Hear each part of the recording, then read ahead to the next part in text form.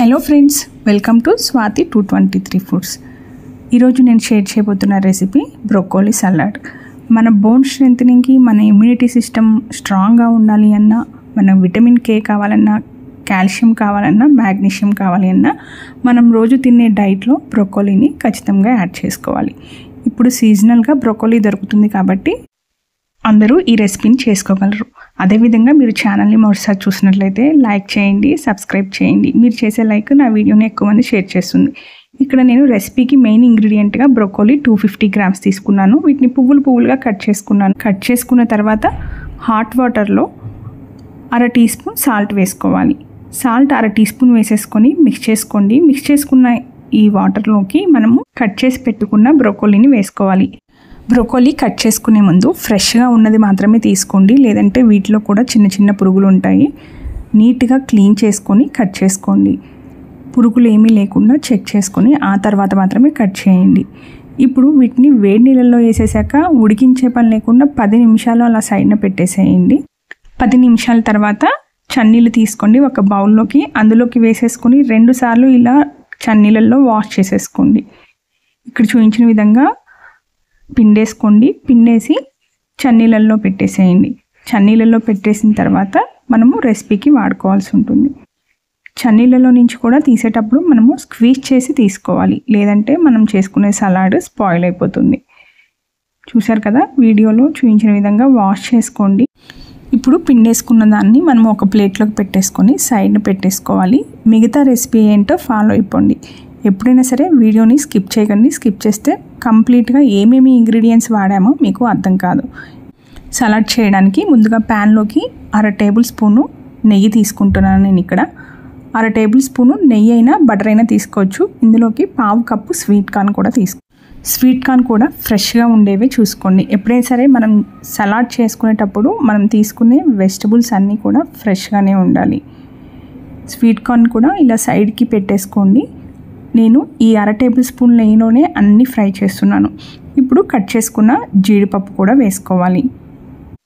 జీడిపప్పుని deep fry చేయాల్సిన అవసరం లేదు. ఈ సలాడ్ అంతటికి నేను 1 టేబుల్ స్పూన్ నెయ్యితోనే కంప్లీట్ చేశాను. ఇప్పుడు జీడిపప్పుకి కొంచెం వేగిన తర్వాత గుమ్మడి గింజలు 1 table spoon, flax seeds 1 table spoon, cut చేసుకున్న ఆనియన్ 1, వీటన్నింటిని కూడా వేసేసుకొని ఫ్రై చేసుకోవాలి. ఇవన్నీ ఫ్రై చేసేటప్పుడు లో ఫ్లేమ్లోనే ఉంచేసుకొని ఫ్రై చేయండి. ఎందుకంటే నెయ్యి కొంచెమే వేసాము, మాడిపోతుంది కాబట్టి లో ఫ్లేమ్లో ఉంచేసుకొని కుక్ చేయండి.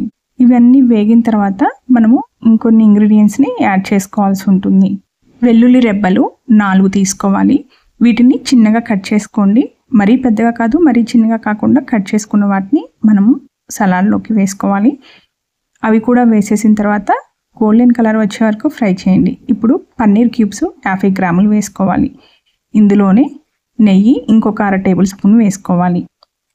పన్నీర్ ముక్కలు డీప్ ఫ్రై చేయకూడదు, ఎప్పుడైనా సరే షాలో ఫ్రై చేయాలి. ఆ తర్వాత మనము ఆల్రెడీ సోక్ చేసి పెట్టుకున్న బ్రోకోలీని కూడా వేసుకోవాలి. బ్రోకోలీ వేసుకున్న తర్వాత హై ఫ్లేమ్లో అసలు పెట్టొద్దు, మీడియం ఫ్లేమ్లో మాత్రమే ఉంచండి. ఇక్కడ ఎలాంటి మూత పెట్టి ఫ్రై చేయాల్సిన అవసరం లేదు.